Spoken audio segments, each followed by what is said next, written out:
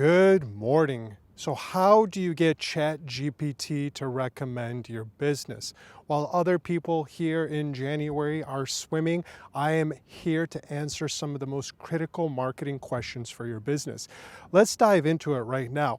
So recent studies have come from AI researchers that have used the ChatGPT API to ask it thousands and thousands of questions, and they compared it against Google search results. They're trying to find a correlation between 0 and 1 or 0 and 100, and they saw that there was a strong correlation with search results that are coming up, about 65% correlation.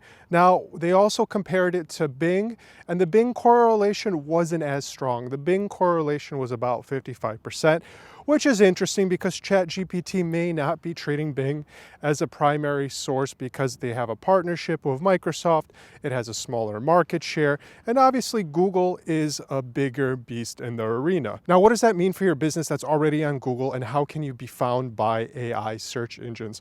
Well, here's the rub of it. They tried to look if there was a correlation between backlinks and if any of those signals were influential, and actually they were not. To me, that makes a lot of sense. If I was an AI researcher at OpenAI, I would look critically on the actual search results based off of the quality of the search.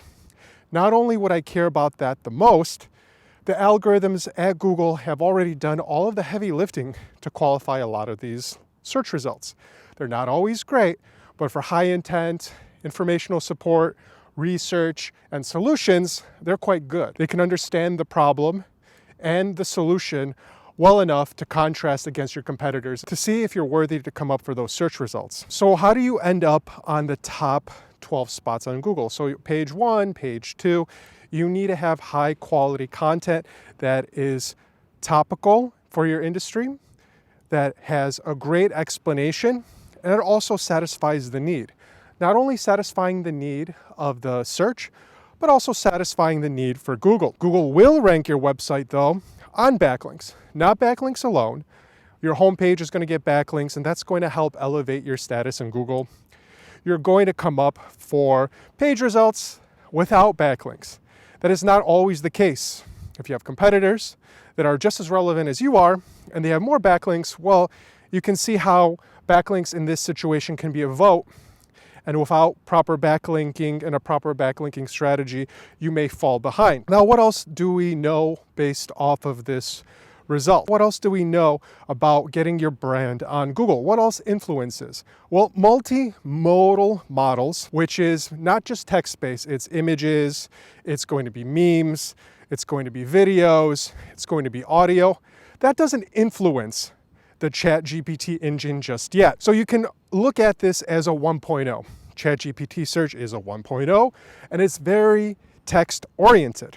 ChatGPT is also going to ignore things like sponsored ads, and it won't pay too much attention to that because that's a pay-or-play game. It may not always be relevant, and different ads come up for different keywords all the time. So that's not a great basis. That correlation may be skewed because you need to have a lot more analysis into that website and back-end understanding of what's happening in Google Ads and Search Console, which, of course, ChatGPT is not privy to. What else influences that? The knowledge graph is important as well. If you're coming up in Google as a recommended solution or a highlighted source in the knowledge graph, that's important as well. So you can take a step back and look at it. Okay, what can you do to improve your results on Google that will directly impact your results on ChatGPT search? Because we're already seeing clients, including ourselves, receiving a lot of traffic from ChatGPT.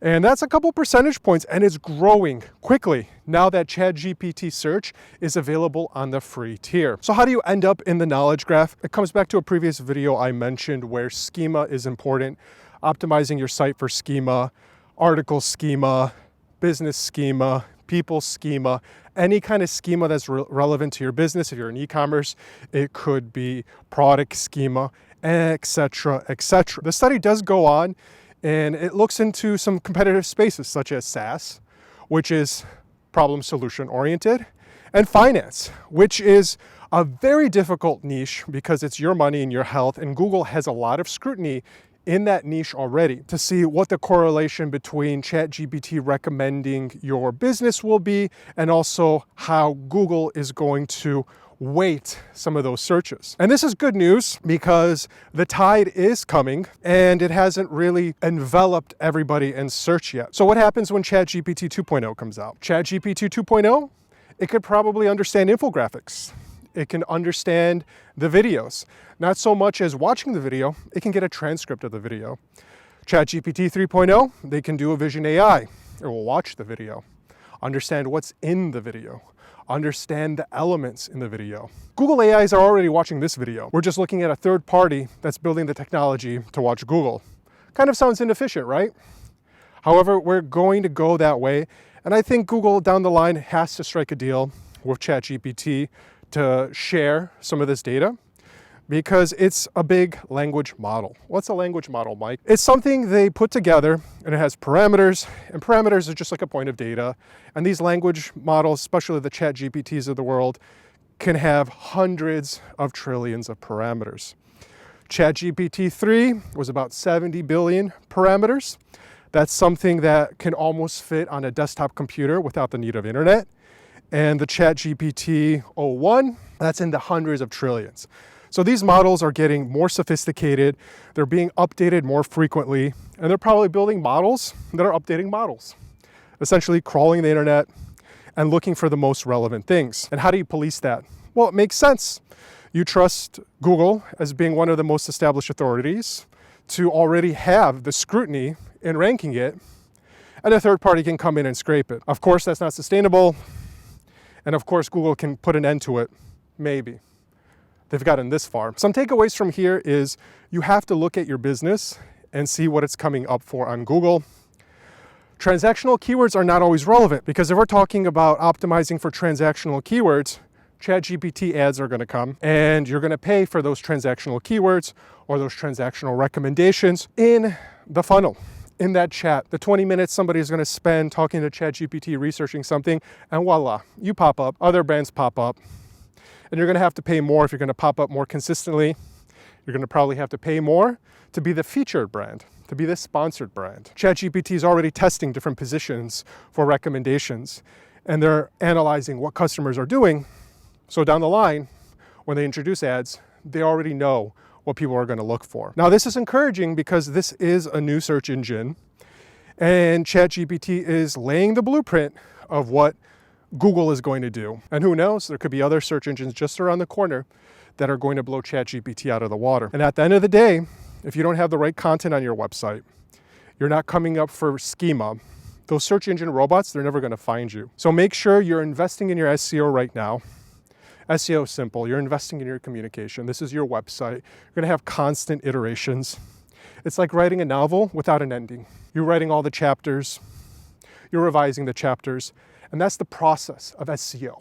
That's how us SEOs deliver the results for our clients. It's a continuous effort. What does your book tell you about your business? Is it just 5 pages or is it 500 pages? There's no right or wrong answer here. But if you satisfy the need of these search engine robots, especially AI, your business is going to go beyond search engine results, and move into the new space of AI recommendations. So take a good close look at your website. If you don't have some of these conversion keywords or these intent keywords that are coming up in the top 20 pages of Google, because you can work on it, you can get your keywords on page 1. But if they're not, paid ads isn't going to help you here. As customers start moving away from Google, they're going to move to ChatGPT and AI recommendations, especially those recommendations that they will find on their phone with Apple Intelligence and these new emerging trends. If you found this video helpful, make sure to like and subscribe, and please ChatGPT yourself and tell me, is it accurate or is it inaccurate? I want to know what ChatGPT thinks of your business.